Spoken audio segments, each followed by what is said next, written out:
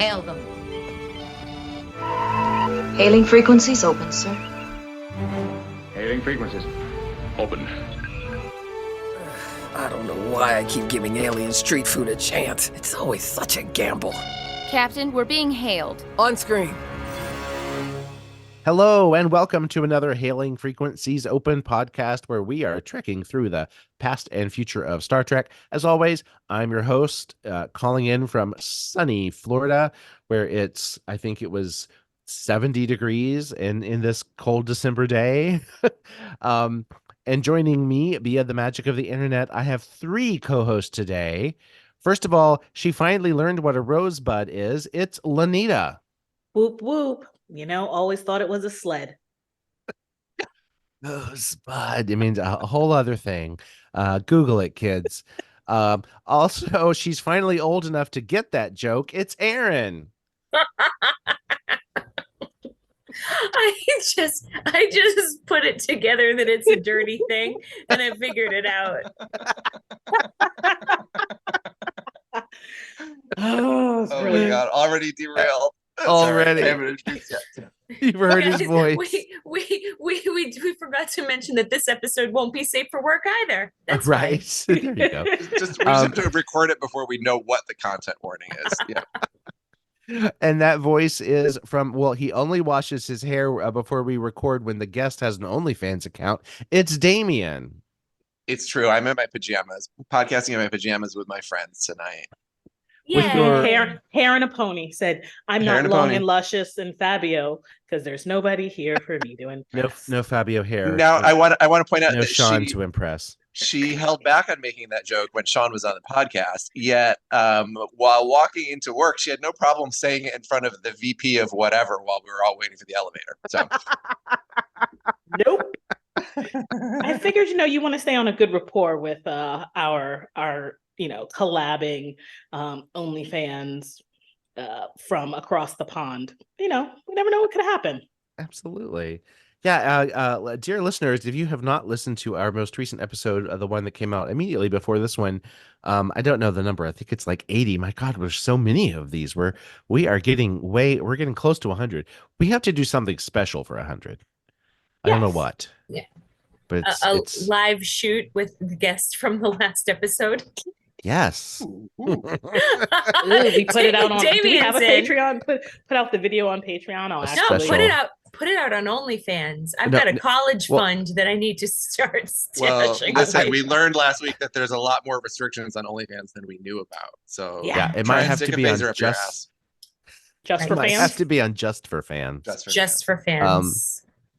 So yes, all of these little things, if you haven't listened to the last episode, you're probably very confused, but we were lucky enough to have Sean Ferrick of Star Trek fandom fame, and we talked about the adult entertainment industry and its relationship to Star Trek. And really, I didn't talk about this, but there's many more, like Star Wars porn parodies, there's Doctor Who, anything you can think of, there's something out there.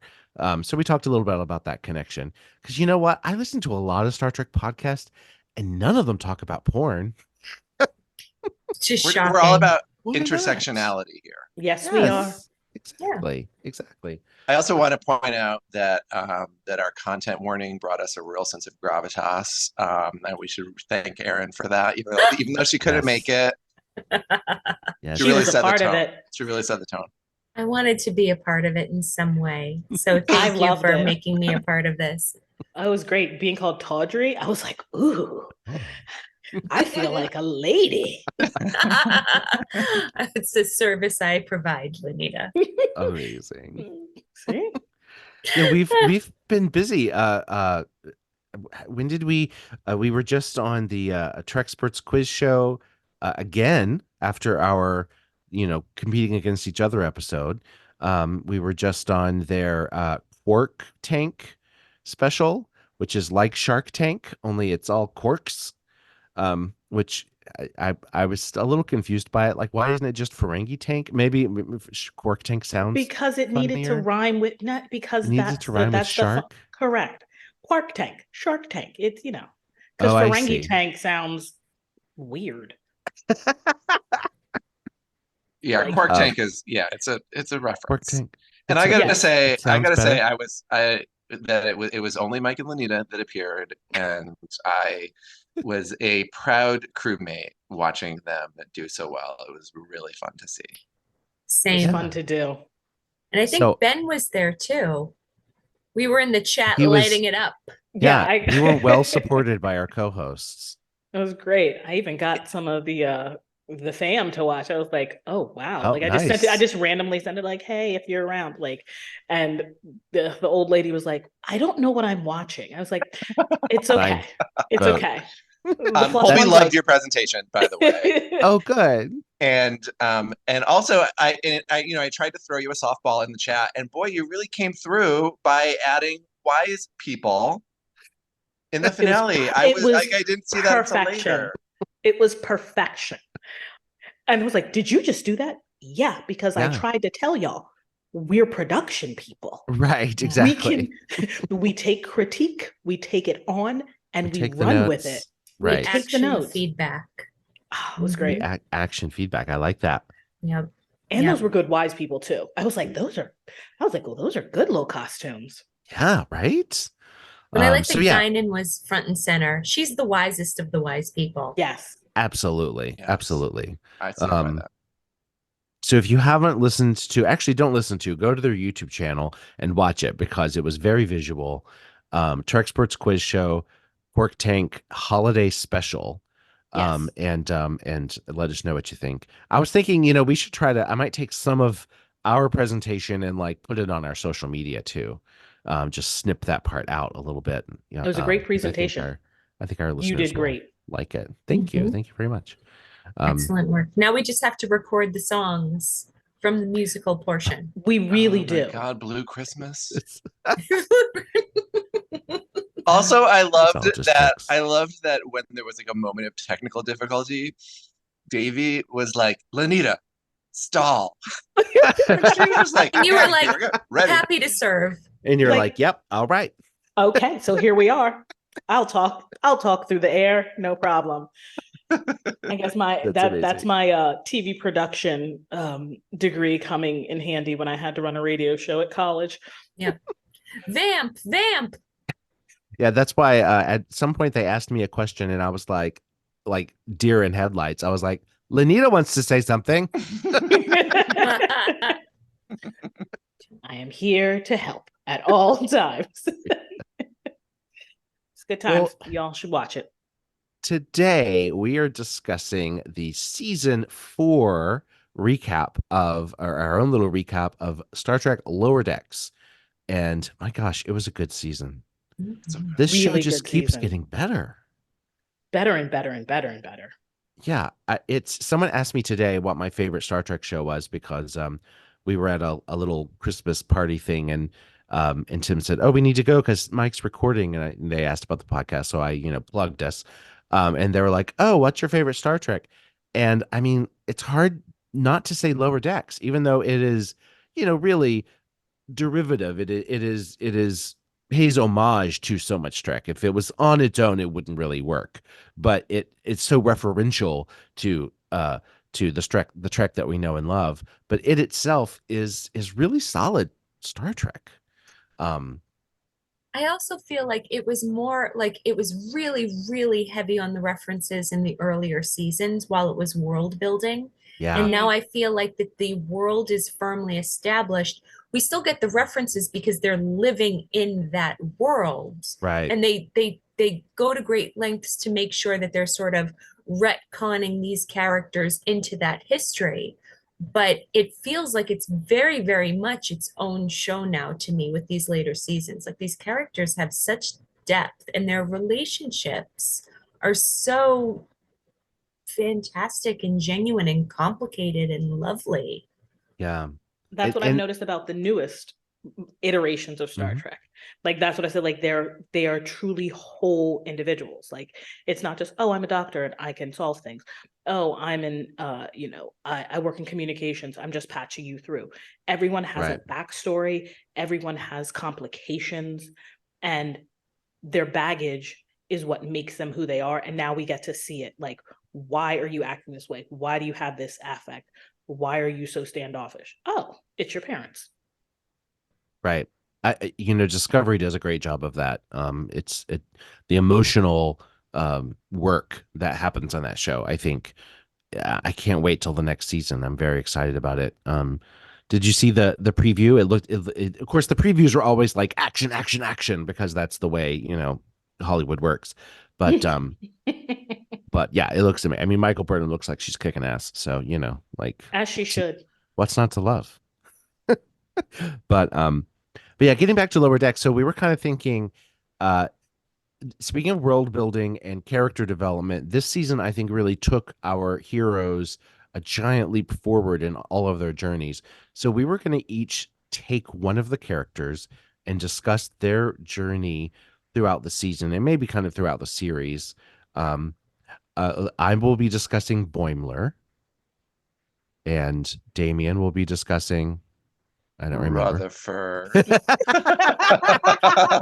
We might I was have like, are you just waiting for me to decided fill in the this. blank, or did you actually forget? I'm doing Rutherford. I remember Aaron is doing Tindy. So what is it? The Mistress of the Winter Constellations? The Mistress of the Winter Absolutely. Constellations. That fits Oh, yeah. so well, though. I love it. And then Mariner, of course, Lenita. Boop, boop, boop, Boop, boop, boop. boop. And if Ben were here, I think he's driving through a snowstorm in the Denver Mountains right now. He would probably be talking about T'Lyn, but We can we throw can her in. collectively We can do all T'Lyn. collectively, yeah. Yeah, because that's an important She's part amazing. of the season. Yeah. she Yeah. is. She is. She was a great ad Val. Absolutely. Well, I'm going to go first. I think that when we see Boimler early in the series, even when he's pretending to be a captain on the holodeck, and then in this season, in the finale, not to jump there, but I'm jumping there, we see him as an acting captain, and it's the very similar body language to what he did before, which is great, but he actually has fully come into his own. You know what I mean? In the beginning of the season, they're all promoted. And by the end of the first episode, they're all promoted. And he is, has moments where he's leading an away team, and he has to like learn how to delegate and be okay putting other people in danger, and doesn't do a great job with that, but he learns from it. But I feel like we have and sorry, I'm all over the place. The episode where we go back to Peanut Hamper and Jeffrey Combs character. Yes. Artemis? No. Artemis. I'm blue. Right. He turns blue because blue is the like good computer I'm good. color. I'm blue, which I love, because every computer who has ever been evil has been red. It's true. It's true. Yeah. Agamus. It's Agamus, right? Agamus. I was like, it's not Artemis. Artemis. Who's Artemis. Artemis? I was like, it's not Who's Artemis. Artemis? Oh, now I gotta look up who Is that a Artemis Greek? Artemis is the goddess of the hunt. There you go. Diana. Thank you. It's Greek Diana. Diana Artemis. Okay, smarty smarts. Agamus. I mean, I knew a thing randomly. I remember Jeffrey Combs. But that one-on-one scene with him and Jeffrey Combs, he's in control of the situation. He's not going to be taken advantage of. He's not going to be fooled. I'm really happy with where Boimler has grown, and I think he has a lot, room to grow. I mean, he's not done. He's not Admiral Picard, but not that he's done, but he's a fully, full journey character. So yeah, that's what I have to say about Boimler. What's interesting is that he has gotten a little more confidence in himself, right? Like he's not fully confident yet. He's not at 100%. He's like 75% of the way there. But in certain times, he like really like turns it on. It's like, I can do this. And I think where we saw that was on the episode where he had to lead the away team, and it was like being so scared to put anybody else in danger. So he's doing it all on himself. And then the pep talk of, you are strong enough to be able to delegate this responsibility, because as a team, we will get through it. And him being like, yes, putting on the pants, making the decision and doing it. It's like, oh, okay. So you're not going to continuously do the same thing you've done over and over again for the last umpteen episodes. Well, and I thought that Right. episode was a great it made a great point that like he had gotten to a point where he was brave enough to put himself in danger. He was not scared to go out and do all of the things. Like that much we had already gotten in previous seasons. Yeah. Right. Where he was scared was to put anyone else in danger, which is like Command, which is is a sensible next step, and it was funny. As Troy learns in her command exam, that's the final test is, are you willing to sacrifice someone? Are you willing to be okay with someone under your command dying Oh by yeah, your orders? she had to send Jordy into a situation where he wasn't going to come back, right? Yeah, Was that the one? that was the ultimate thing. Test. Is that the Kobayashi No, that's to get into Star. That's to Yeah, graduate. that's the one where like, yeah, it's like That's just the command one. Yeah. Mhm. It's its own kind of Kobayashi Maru. It's kind of a no-win scenario. Yeah. But I love Boimler's scream. It's so Yes. I love Jack It's- Quaid's scream. It's so good. Oh my And God. we still get the scream, there's still moments where he's like, a grappling hook pins him against a wall. And he's like, Yeah. So or in the Voyager episode when Oh my he's God. supposed to block the turbo lift and he ducks instead, yeah. right, yeah.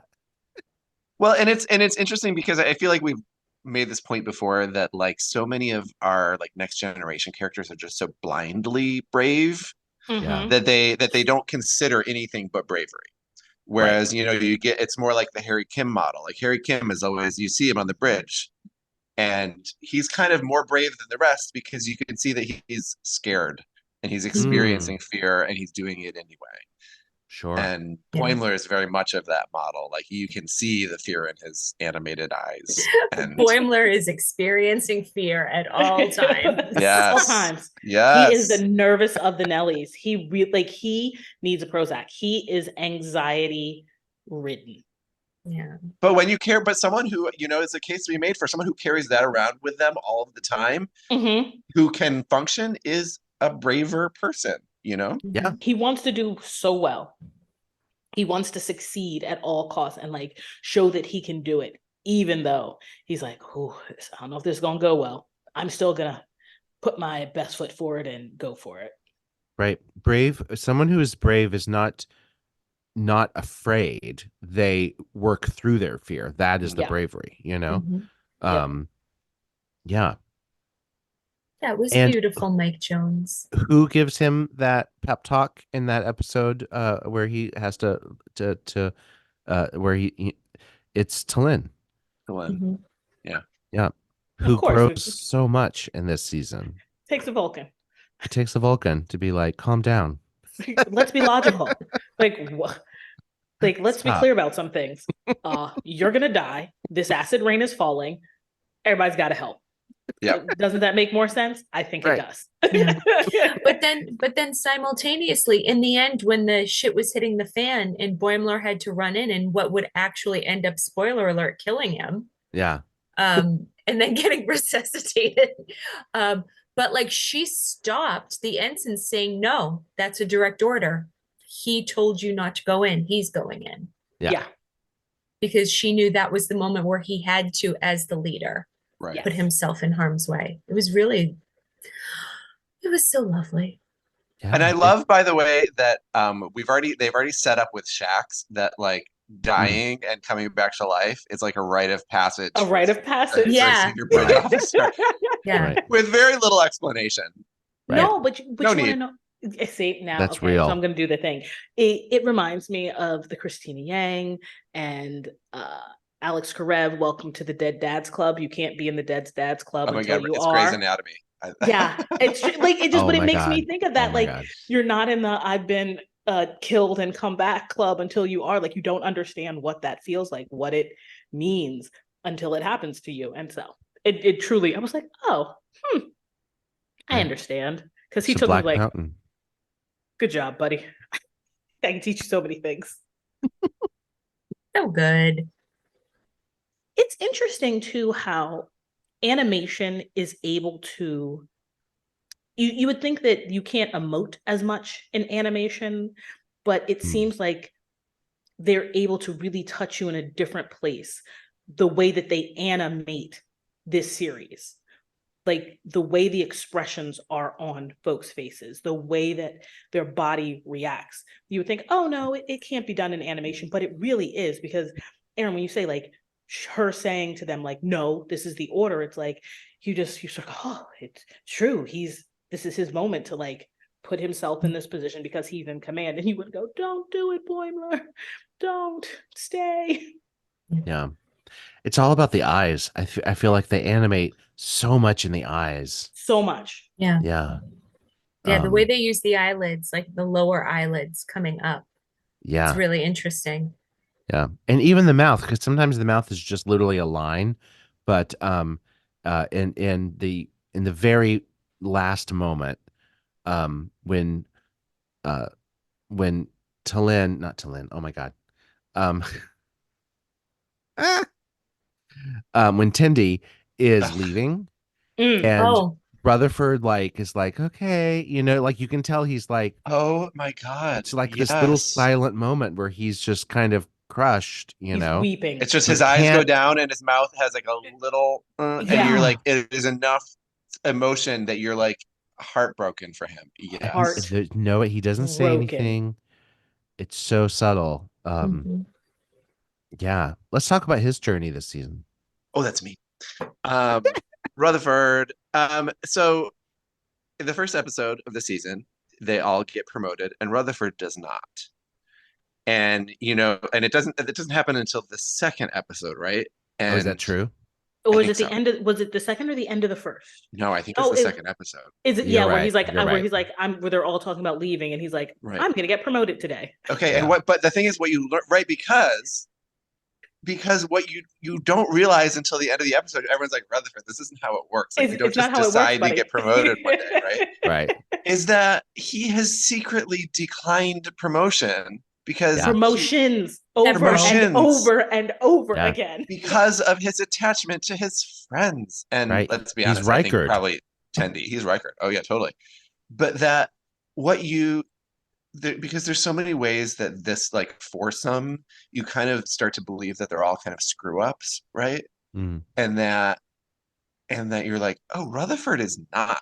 Rutherford has had his promotions, and has said no, thank you, so that he can hang out with Tendi more, right? And that you start to realize that Rutherford is sort of like the shy nerd, right? Like that he is like secretly very capable in ways that we know that he's like a good engineer and stuff like that. But all his capabilities have thrived more than we have realized because he's like so low key about it, and it's really cute in that episode. But I think go ahead. I was just gonna say he seems to have no ego. You know, he's like Oakley Dokley, like, you know what I mean? Like, okay, let's like, you know, talk about like, right, exactly. And he's kind of always been like that.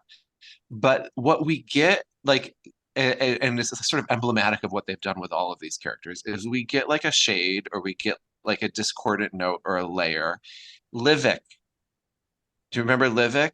Oh, his competition in his nemesis. His nemesis.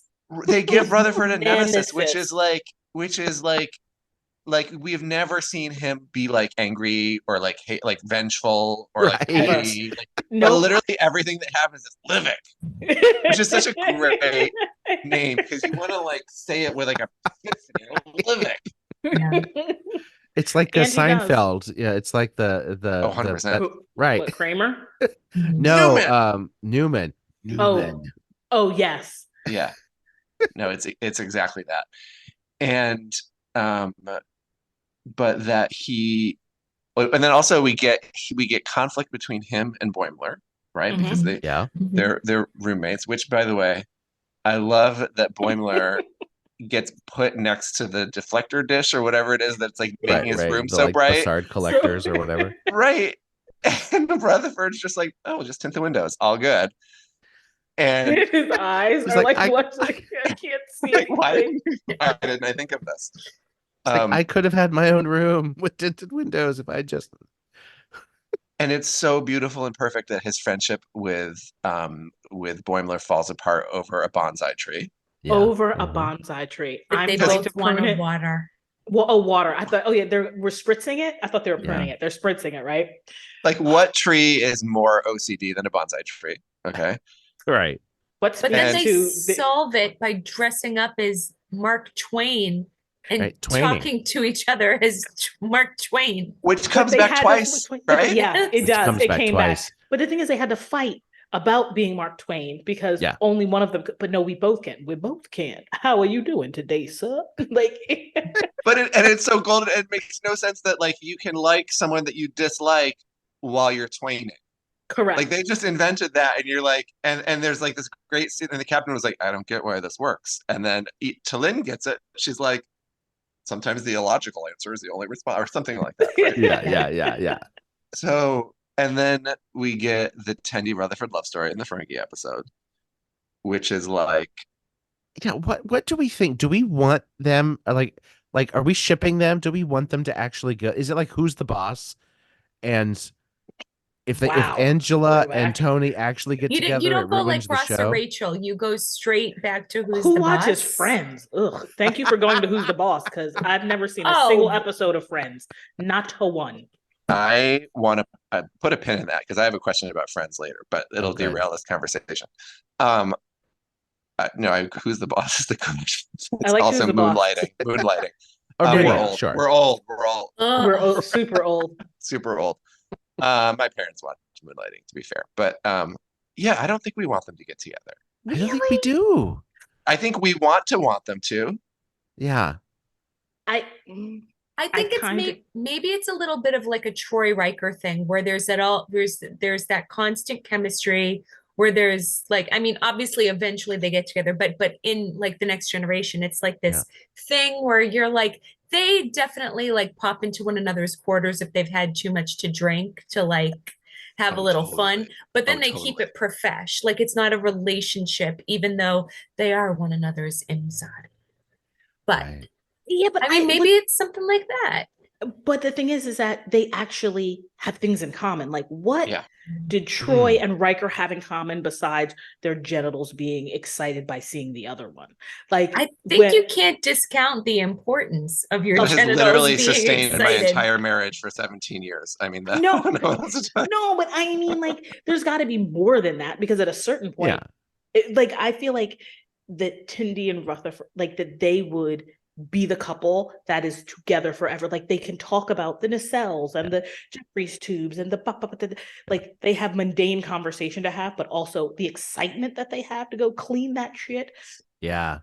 They But are finish they- those sentences. here is a distinction that I want to draw between them and the Riker Troy. Is that I feel like the Riker Troy, the writers conveniently forgot. Like we as the audience knew because of all of what the actors were giving us that Riker and Troy were maybe sneaking into each other's rooms on a lonely night or what have you.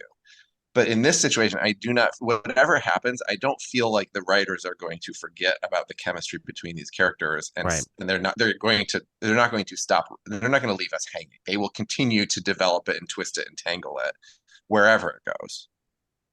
And it may not end up that they're together, but their relationship will get stronger and they will become like even more of best friends together. And then whenever this ends in 20 years, then we'll get a marriage episode. Then we'll get the wedding of Tendi and Rutherford. Or is it possible that it's just they really are best friends, but because they haven't met anyone else who's into the same things they are, because of the backgrounds that they've come from, or from Rutherford's evolution that sort of happened later in his life because of the implant, is it possible that what's at the core is actually not romance? It's just they're so drawn to one another and they don't recognize it for what it is because they haven't had other really like romantic relationships. Interessante. I don't do know, I'm think just it would be throwing shit at the hard. wall.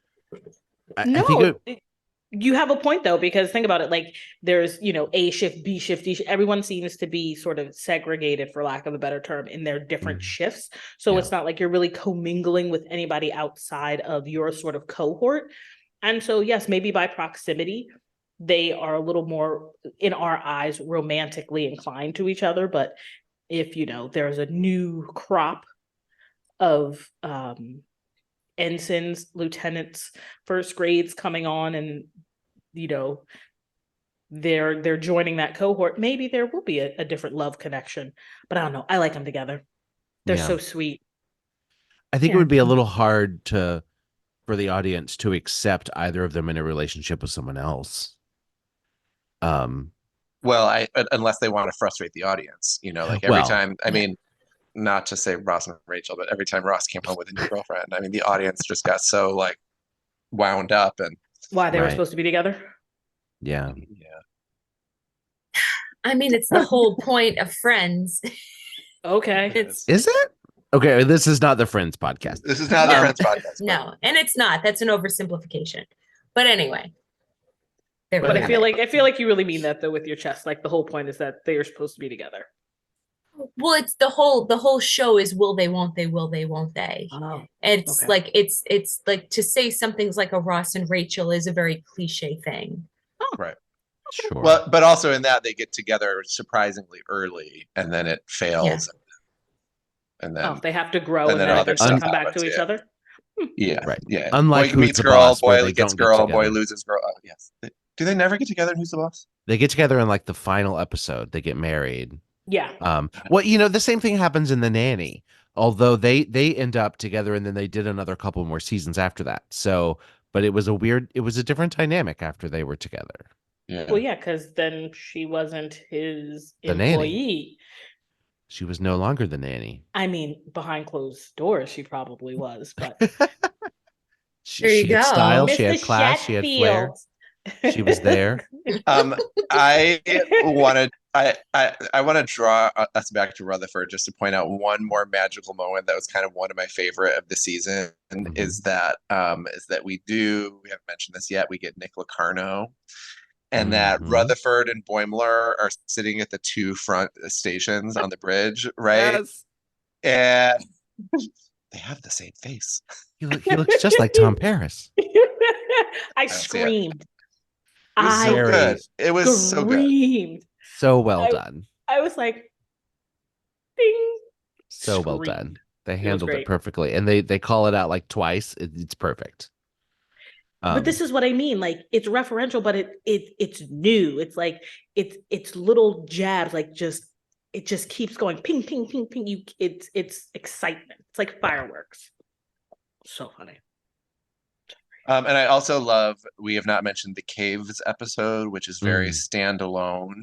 It is. It's a bottle episode, but it's an animated show. You don't need to do a bottle episode. Yeah. Right, but it's like a Yeah. tribute to all of those. But also, there was like one thing, like the like the layers of jokes that we're getting on this show, where he's like, where Rutherford's like, oh, I love it, like the damp air, the flat floors, Flat floor. because of course it's all in the same set, and they never make like a bumpy floor. It's always just the floor, right? They should have flat So floors. good. It's amazing. So good, and that he has a baby in that episode is golden and amazing. Yeah. They're It like, was wait a great. minute, you had a baby? Right. Yes. So what? You Yeah. learn so much about each of them. Yeah, well, that episode's kind of about them growing apart, but then realizing that it's important that they stay together, or that it's okay for them to have other friends. You know what I mean? Right. Or that they're not actually, that they feel like they're growing apart, but they actually But are they're not. Right. But they're exactly, not. Exactly. Yeah. Yeah. Because you can Their- have more than one friend. You can have Their more than lives three are friends. becoming richer. Exactly. Should we move to Not Tendy? only, sorry, I just want to say, not only was it a bottle episode, which they don't have to do in animation, it was a clip episode, which they don't have to do in animation. Exactly. I love a clip. I love a clip show animation. It's amazing. Yeah, I mean, I think talking about Rutherford, it's the natural next step is to talk about Tindy, Oh, Tindy. the mistress of the winter Mistress of the Winter Constellations. constellation. It's a perfect name. It's so good. I love that she is, and I think that, when we were before the podcast saying who wants to talk about who, I was like, I want to talk about Tindy, because there's something about her and just her absolutely earnest, sweet energy where she just wants to be friends and she just wants to hug the Vulcan and she just wants to be in the circle with the people doing the lovely things. And then as you learn more about her over the course of the season, and I mean, there were hints of it interwoven throughout the earlier season, but as an Orion, that she had this, you know, like she came from a very different world where it wasn't as touchy-feely happy, that you find out that she was actually raised in the 5th largest family within the syndicate, and that she was trained as a child to be a prime. So she's actually a trained assassin. And you see in several different episodes her tapping into those skills without even blinking. I mean, just doing things like snatching blades out of the air, being able to do crazy stuff with murder bugs and taking shots and not even sweating about it. And I love that she has this life where she is incredibly powerful. Every Orion who meets her, who's a real Orion, not an Orion who pretends to be a pirate but grew up in Ohio, everyone who meets her is like, oh, mistress, you know, the fear and the awe they have of her. And she's just like, oh, don't be silly. Don't blow my cover. Yeah. I just want to also point out, I find this interesting that the writers have done this. So she is basically Orion royalty. You know? Yeah. And Billups in engineering is also royalty on this planet. I didn't think of that. Like how this one little ship has these two like potential rulers of planets as like lower you know, basically lower deckers. It's amazing. Anyway. And they're all just like, I just want to do science. Right. I just want to do I'm science. choosing something else. Do science. I'm choosing something else. Deanna Troy, the Waxana is daughter of the 5th house, holder of the sacred chalice of Reeks. Right. Yeah. And Janice like, I want to go into social work. I want to help people with my ability to read emotions and feel. So is Starfleet the Peace Corps, basically? These are just rebellious kids who are like, it is until join Deep the Space Peace Nine, Corps. yeah. I was gonna say it's Peace Corps, but with teeth. Like it's Peace Corps as long as you keep it peaceful, but if you start shit, we're gonna finish it. Exactly. Don't start, none won't be none. Yeah. Yeah, exactly. Don't come for me until I call for you. Thank you very much. Yeah. No, you know what? It was also really interesting to see her in her element, like the element that she grew up in, like really, like knowing who Orions were from, not Discovery. Is that where we first saw them? Not first, TOS. but like, but like deep cut, like weren't they green? They're maybe Enterprise. Yeah, we saw them in originally in the pilot episode of the whole show, but then in Enterprise, they deepened the mythology a little bit by revealing that the women aren't really sex slaves; they're actually in control with their pheromones, which is problematic in a different way, that they're like women manipulating men, but still. Yeah, that's fine. That's fine. But then recently we got Orions again in Well, yeah, they go to the 32nd century, right? And you get the okay. I just want to make sure that I was right. Like we actually, so like learn. Orions are the big villains then, yeah. Right. So for me, it was like in my brain, like that's the most recent look at Orions that I have, and then to see Timmy being like I'm a Care Bear, so happy and free, and then knowing like, oh, but you're an Orion, like you're supposed to be a pirate and a thief and like a villainous person, and then seeing her in her world where, like you said, they're all like, oh my god, mistress, I love you so much, and she's like, haha, I'm just a normal Starfleet officer. Like it was really interesting to learn about her family, and like the fact that her sister had been kidnapped and she had to go rescue her on the day of her wedding. She just rolls her eyes at a kidnapping. I love it. Because it's oh god, a ritual kidnapping. Oh, it's so played out. And then she goes and finds Derica, and Derica is like a complete badass too. Can we Yeah. talk about the fact that her name is Erica? Erica and It's Devana. so fucking funny that Yeah. to me, I feel like that is like a subtle jab at Star Trek's like way of like, because everything that's a Vulcan is a T apostrophe, and then Right. everything that is like a Klingon has like a weird apostrophe in the middle someplace, right? Yeah. And It that like absolutely is. and in Orion, it's like just like it's all like regular, It's like human DeBruce. American. DeBruce. Also, my DeBruce. sister's name is Erica, which makes it doubly funny. She's not Yeah. listening. But Erica. Erica, I think it's fucking fun. But I also just love, like, she was really good at it.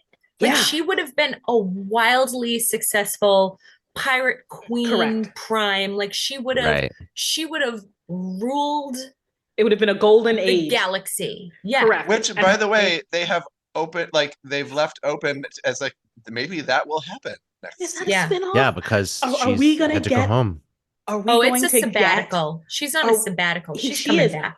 But here's Oh, the thing. Are we going to get like 2 or 3 episodes of like, I wonder how, Tindy is, and then it's zoop, and we get to like actually deep dive into what's happening because hope she had to so. go home. Because here's the thing, her sister wanted to rule. Like, she gave her what she wanted. Yeah. So now the fact that it's like, oh, I want you back. Like, ma'am, you weren't going to be in charge. Your sister let you have this because she wanted to go be a scientist. But we'll see. So I'm going to go on record as with two possible things that will happen. One is that we'll get. This is the most likely, I think, is that we'll get the first episode will not feature Tendi, Okay. and then the second episode is the story of it will all work. It's an Orion story about Tendi winning somehow, and then getting her freedom and coming back to Starfleet. And by episode 3, we'll be back to normal. That's my prediction. I think I- that's right. I like that. I think that's I pretty like spot that on. as well. Because But we I saw also- that happen to Boimler in the first, in the beginning of the second season, right? Mhm. Yes. Yeah. I will say though that I enjoyed that she picked the Doctor to fight. Oh yes. Oh yeah, It was the most brilliant. Dr. Miglimo. Oh my Fix- God. As he's just eating Such a- nuts. He's He's like, like, it's "What?" not going to be me. I'm just going to sit here and have my snack so I can watch the battle. Oh my God. Ruin your You know- feathers? No. What did she call? What did she tell him to do? Plume, Plume. You're down. Fluff your down. Fluff your- your right. and It's he's okay. like, "What? It's embarrassing." Oh, I laugh out loud at this show. Yeah. You say that people who encounter her loved her because of her title and everything. I almost think they feared her. I almost think Oh, that yeah. her Yeah. family It was is- fierce. It was it's fierce. almost like a mob family, Yes. 100%. It's a crime syndicate. Yeah. Yeah. Absolute fear. And she's distancing herself from that, but has it in her. So yeah, is she gonna like end up going back and like really kick butt for a while? Are we Yes. gonna get yeah. Yes, we are gonna. I think we got a taste of Mhm. her Orionness. Mhm. I think that we are going to get full throttle, no questions asked, why she is addressed the way she was, Mhm. why she gets to now choose to go back to Starfleet, and there will never be another like question of why she's doing what she's doing, a la Oshi-Ren in Kill Bill. Well, speaking of why is she doing what she's doing, I think we should talk about Mariner next. Mariner's doing what she's doing because she doesn't want to have to live up to the standards that her parents are setting for her. That's why she's doing what she's doing. I think no, but truly, like, I think that she has been the entire season rebellious. Mhm. Series rebellious, always being the one who's trying to have a good time, to muck it up, to we can get to it when we get to it. And seeing her be promoted by someone who in her mind is trying to get the better of her, sort of like, if we say he's not her nemesis, but in her mind is like, oh, you're just going to try to make a fool of me and make me think that I have this thing and then snatch it away from me at the end. So guess what? I'm not going to let you have the power. I'm going to take the power back and get myself demoted. And I think that it is a trauma response to feeling like she has to be perfect and she has to live up to the standards of her mother and her father because she's on a ship with her mom. We learn that, not too far into the series, but at the end of the day, it's like, I can't be you. I can only be me. And they're watching their relationship, which helps her grow. And I think that by the end, her realizing that she wants to be the best Starfleet person she can be, but she has to do it her own way. And she has to be able to still have fun, to still sort of go around the path. It's not always a straight line. And her knowing her history and learning about her in the academy, in cadet school. And the reason that she doesn't want to be in command is because, her friend, someone she really looked up to, got killed. It all seems to be someone Sito. dying is the reason that people don't want to do something, is because they don't want to put somebody else in harm or someone has died. And I think that humanized her in a different way.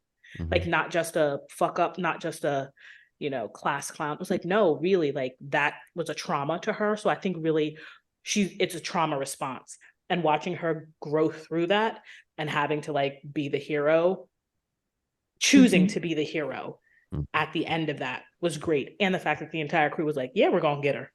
Right. We're going to get her. No one said, nah, you can leave me at the closest starbase. Right. There was no peanut hamper that was like, no, I'm out. I'm out. Everybody's green. I'm just proud of her. Like, honestly, like I'm proud of her for stepping up and addressing the things that have, caused her trauma. Like in that cave, that Klingon, like having that full on heart to heart conversation. That was literally my favorite thing of the season. It was incredible. What? But she still hasn't shared that with her friends. Correct. No, she was only able to share it with, of all creatures, a Klingon. Who is a warrior. She was fighting. Everything. Yeah. That is, Aaron, what you just said to me is like her entire character, is that she can only be vulnerable with strangers. Well, not even just a stranger, but like somebody who, like, she has already like indicated her willingness to fight him to the death and likely be killed. And they're literally on pause. So he is literally like potentially, theoretically, he could literally just kill her. Yeah. And that was like where that scene was going had it not been raining glass on them, right? And that is the only situation where she could be vulnerable. And also that she has like it makes sense that her spirit is a little bit Klingon, and that it just is really, I just found it to be really beautiful. And it was, and I think that I think that sort of TNG connection could have been like a perfect little bow that was too perfect, but somehow it kind of like, I don't know. Do you think it felt true? The conversation, the connection to like establish characters into like an episode that we all knew, and that it rang true to me. I will say I kind of wish they had teased it a little bit before. If we had heard that, even if just time frame wise, if they had established that Mariner was in the academy at the same time as like Wesley and you know what I mean? Yeah. Then we might have pieced together a little bit that she might have known Nick Locarno and she might have known Sito, but the fact that I mean it makes sense time wise, but it did seem to come out of nowhere. It was like, whoa, like of course they're connecting this to the actual. They're connecting Lower Decks to Lower Decks, which is, of course, brilliant. But self-referential. Yeah, so I liked it, but it did feel like it came out of nowhere. I was along for the ride. Yeah, it came out of nowhere, but it was like, oh, like, and then you sort of like replay it all, and you're like, this actually makes sense. Yeah, because look at her then. Look at her in cadet school. Yeah. Look at her hair. I'm gonna call it that forever. I know. That's just what I it is. love it. I love You it. look at her hair, you look at her excitement, like she was a different person. Like She was Yeah. like Tendi. Yeah. And then what happened? You know, like Right. what happens when trauma occurs? Like how does it fundamentally change you? Yes, Aaron. Tendi and Mariner both started in opposite places and switched. Uh-huh. Yes. Brilliant. Tendi good. was a warrior. Mhm. Mariner was a sweet little nerd. Mhm. And their Yep. journeys of growth took them In opposite to directions. each other. Yeah. Hadn't thought of it that way. Mm. That's what this podcast is for, folks. We make you think. If you don't have friends to talk track with, we'll be your friends. Exactly. But the part that kind of got me about that was like if you put all of your faith blindly in an institution like that institution is bound to let you down. Yeah. Where she said, because we did not know that she was friends with someone whose death we know about, right? We watched this character watch this character die, right? Yeah. And that we know about the Dominion War from Deep Space Nine, and that was like a horrible thing that people went through, and you're like, oh, they've like tied both of these known threads, which work canonically, and they work with the timeline correctly, and you could see how she had lost faith in Starfleet and how but she didn't know where else to go, so that she was just going to be this ensign. So it's sort of like it just fit all the pieces together nicely. Really did. I also I like that it points out the conflict that that Starfleet is two things. It is a scientific exploratory organization. And it makes sense that people who want to, you know, she is Starfleet through and through. You know what I mean? Like even if you go back, the rebellious things that she does are actually good things. You know, she's like on the planet giving away things to the children, and it's like, whoa, what are you doing? But actually, what she's doing is a good thing. Like she's more Starfleet than Starfleet. You know what I mean? Yes. Right. But Starfleet also is a military organization. So it's this weird dichotomy that I don't know how it would really function in reality, you know? You would think that the two halves would be in conflict with each other. That you can't be both you know, Jacques Cousteau and I don't know, I'm trying to think of a Space naval Navy. Yeah, exactly. You know, like if yeah, But, I don't know. but here's the thing. You can't. Yes, and you are for the majority of them truly are about exploration. They just know how to defend themselves. Think about it. Like, yes, everybody knows how to use a phaser, yada, yada, yada. But there's only a small section that is just security, right? Like Worf is just security. He doesn't want to know why the flora and fauna are on Rigel 7 what they are. You're right. Like it's 90% of if it was 70, we'll do quarters. 75% of Starfleet is about exploration who knows how to use a phaser. 25% is about protecting those people who want to go look at flora and fauna. Got it. So I mean, it's kind of like the early explorers had, traveled the world, the oceans in big ships. And although they were explorers, they probably had cannons and muskets on the ships. Yeah, they had to know how to defend themselves, but it wasn't about. Yeah, it wasn't about. But they weren't the warships. Correct. Yeah. You know, they deal with this in Enterprise.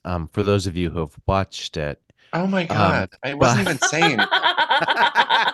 Literally just sitting here listening to the Jones, points. Yes, it wasn't me. Strong points my friends are making. Watch that.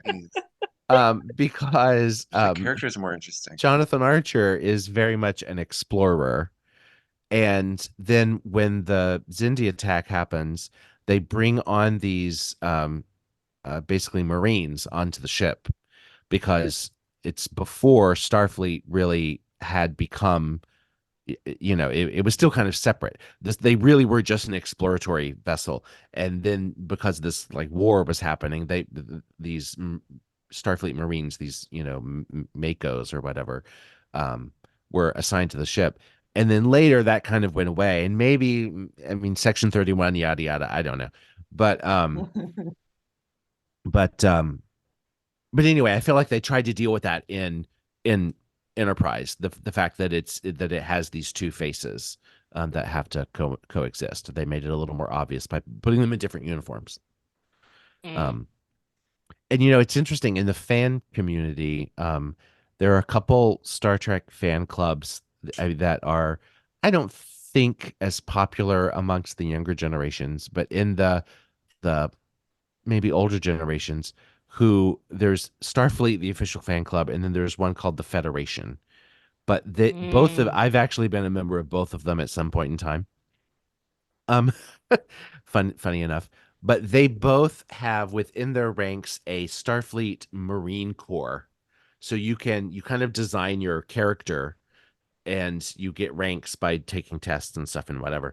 But they have this whole Starfleet Marine Corps thing, which doesn't exist in Starfleet on screen, but it does in this like fan universe. And it's because there are so many members of the military who relate, like real members of the military, like our veterans, who relate to Star Trek because of they see some of their own reality in there.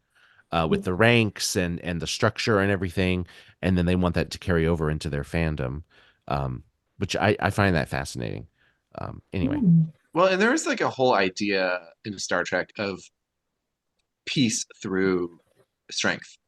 Yeah, which is like an aspect of, I mean, I don't want to get really into it, but like of our own national military, of that they try, and there's a highly debatable thing, but that's kind of the idea, and that's that we got that a lot in TNG, where like the warring factions kind of don't fuck with each other as long as the Enterprise is around. Walk softly and carry a big stick. Isn't that Teddy Roosevelt's foreign policy? I was gonna say his name just went out of my head. Clint Eastwood. That's what I thought of. Oh. Dirty Harry? Dirty Harry. Yeah, exactly. Also, was it Dwayne The Rock Johnson? It was like he had there was a movie where he had a 2x4 attached to the back of his truck. Anyway, never mind. Go ahead. I'm sorry. My brain just went off into multiple directions. True. You know who I also want to mention this season had some iffy moments before and really came through this season is Captain Freeman. Oh yeah, absolutely. There were some, because we get there was some doubt sown about the crew in general of the Cerritos, and Captain Freeman had some pretty badass moments. Like first, the Ferengi episode, where she sees right through the Rom and Lita things, and also the episode where they go onto the sort of like, I don't want to say it, but Star Wars planet, right? Right. Yeah, and into the cantina. Where you're like into the cantina, right? Where she's like going like totally like behaving like the biggest dumbass, and you're like, why are you so naive? Come to find out, like it's been her plan the entire time, and she didn't share with anyone. I mean, right.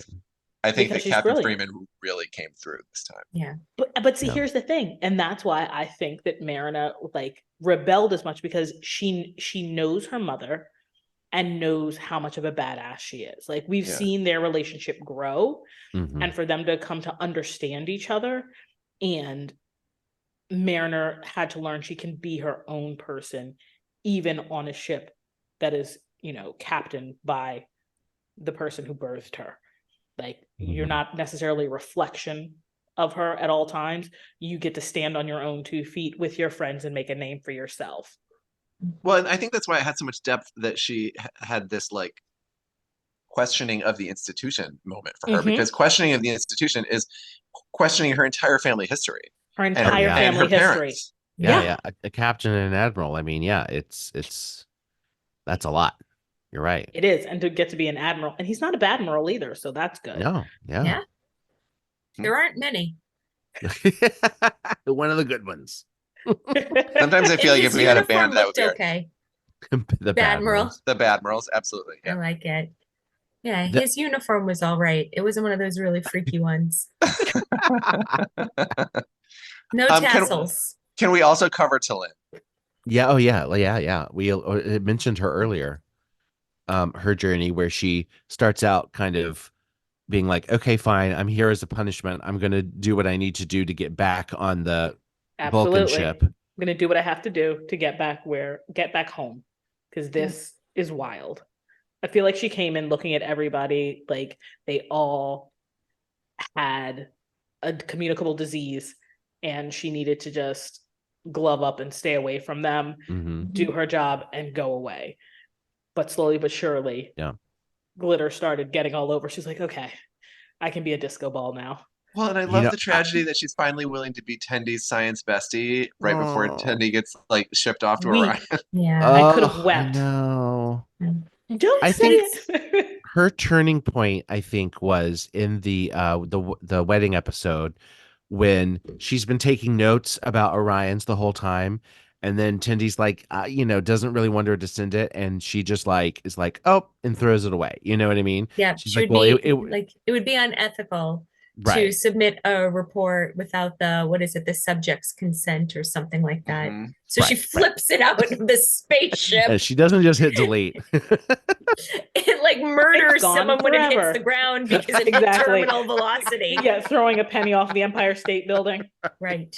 But I also found it fascinating that, and I think that this is ultimately playing into why the Cerritos is going to be her home, or should be her home.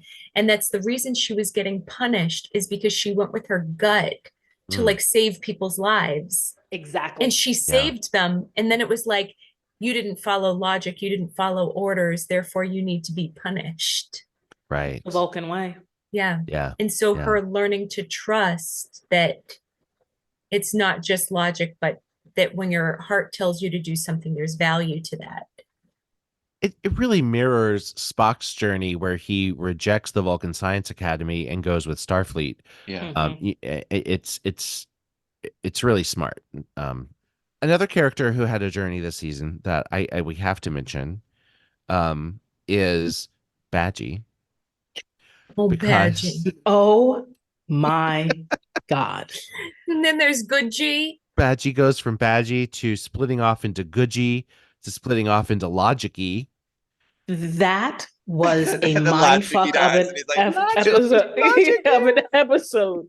I was like, what is happening? And then finally Badgie turns good and then ascends to the Great Koala. But then we still have Goodgie, because we see Goodgie later in another episode. Like, he's still there. Amazing. That's a whole arc. That a whole character arc that I fully endorse. Absolutely. How about Moopsie? We didn't even mention Moopsie. Moopsie. Who drinks bones? How do you drink bones? Listen, they gave us a pretty good visual. It was really great. And the fact like, you let the turn in that episode where it was like they came to rescue you, and you decided that you wanted the place so that you could make the money.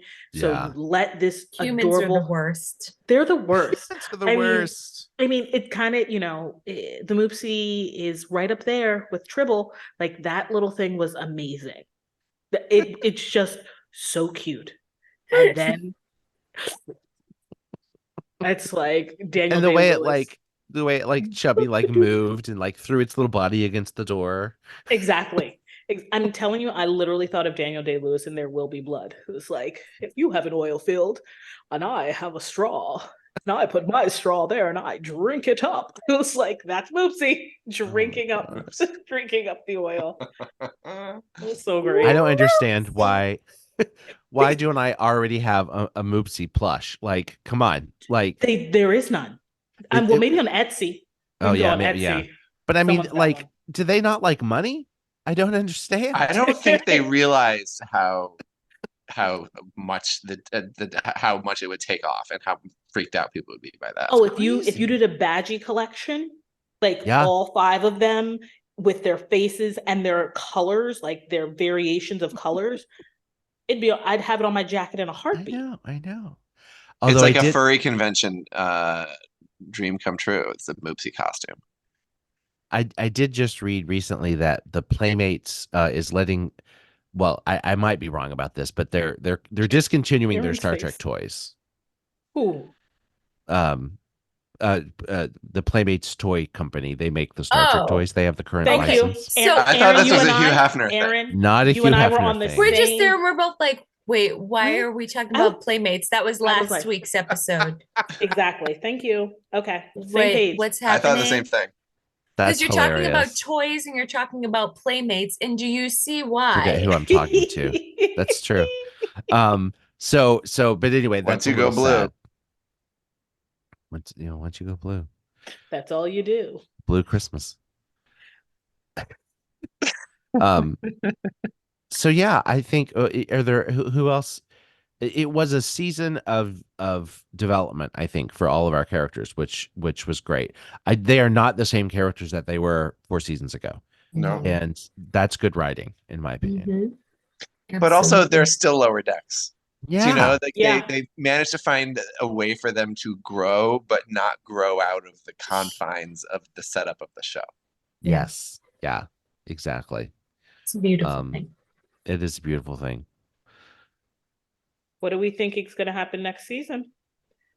Aside from the first episode, no Tindy. Second episode, we get to see Tindy kick some ass. Third episode, Tindy's back on the ship. Well, an obvious prediction is that Boimler's clone, his transporter clone, who is now Section 31, will come back. Yeah, they Okay. really dropped that one and left it alone for a while, didn't they? Yeah, they did. Well, I kind of thought he was going to be, in the ship, in the mystery ship that ended up being Nick Locarno. Mm-hmm. But no. It'll be interesting because they have sort of they have run the risk of solving Mariner. Do you know what I mean? That's and I true. don't think that I think Mariner is still going to be rebellious. Yeah. And Oh, Absolutely. Yeah, You no, I can't don't think solve that in one therapy session with a No. Klingon. No, It no, doesn't no, work no. like that. No, like because the thing is, she had a small breakthrough, right? That and that's it. But down at her core, she still, I think, needs to skirt the rules and Mm.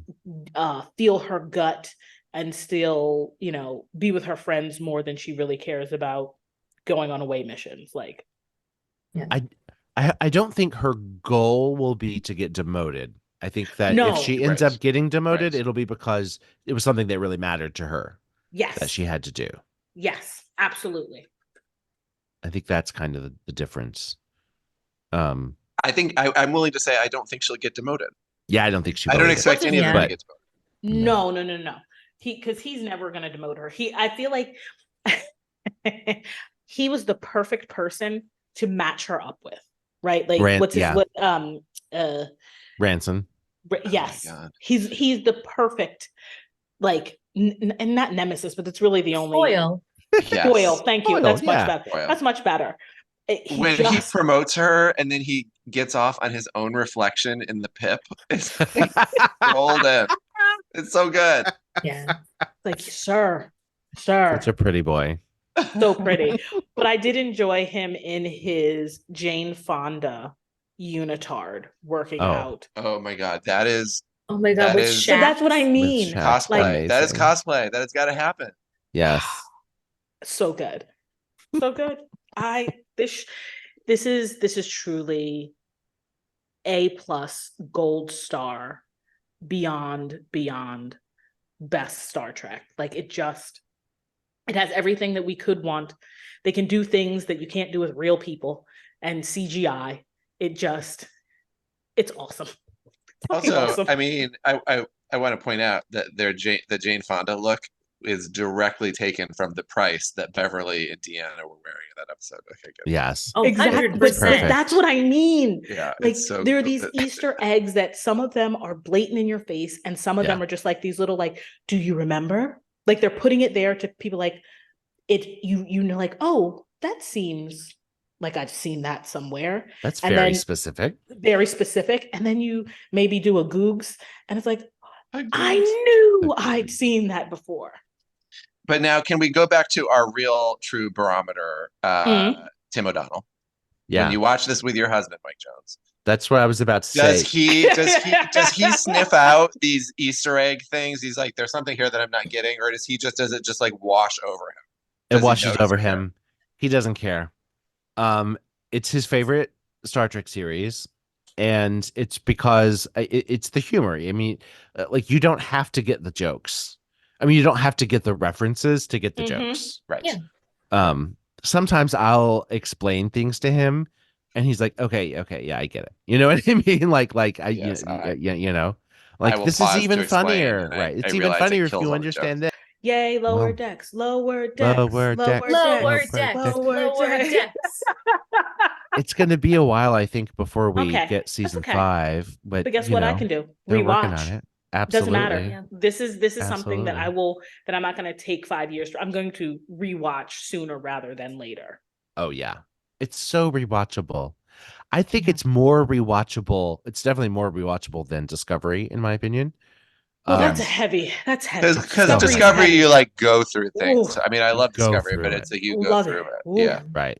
It's It's emotional toll. Yeah. Well, and I feel like when you watch, I would imagine, because I haven't rewatched, but with Lower Decks, I feel like every time you go through, you'll pick up on more things. Like Yes. you'll see more Yeah. Easter eggs, because Yes. I bet there's layers of them. Oh, yeah. Layers. This is one of the ones where I would like truly would I didn't do something else while watching it. Like I sometimes will watch something and then like on my phone and put it in the upper third and like play a game while I'm watching whatever. This I'm like full screen. What's Nice. happening? Like I'm looking at everything that's going on. It's so good. It's going in the rotation of like comfort watch Yeah. is what it I'm is. so bad. When there's a new episode that drops, sometimes I put it on one of my screens at work while I'm working. And I know Damien would never do that. No, I like need the room set right. I need my meal in front Look of how his me. body completely changed. Listeners, Damien Posture. literally sat up in his so proper and sat up straight and he's like, I need everything to be perfect so I can snuggle I need in. my hair pressed.